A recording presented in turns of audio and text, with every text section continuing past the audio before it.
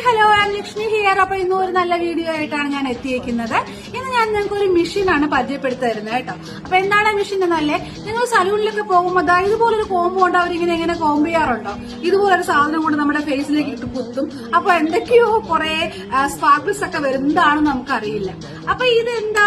ഇതാണ് high frequency machine. അപ്പൊ ഇനി ഡൗട്ടൊന്നും വേണ്ട, ഇത് ഹൈ ഫ്രീക്വൻസി മെഷീനാണ്. ഇനി ഇതിന്റെ ഉപയോഗം എന്താണെന്നല്ലേ, ഇതിനകത്ത് രണ്ട് തരത്തിലുള്ള ഗ്യാസ് ഉണ്ട്.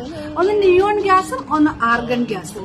ആർഗൺ ഗ്യാസ് എന്താ ചെയ്യുന്നത്? ആർഗൺ ഗ്യാസ് നമ്മുടെ സ്കാൽപ്പിലുള്ള ബാക്ടീരിയകളെ എല്ലാം നശിപ്പിക്കും. അപ്പൊ നമുക്ക് ഡാൻഡ്രഫിന് ഒരു നല്ല മാർഗമാണ് ഹൈ ഫ്രീക്വൻസി എന്ന് പറയുന്ന ഈ സംഭവം.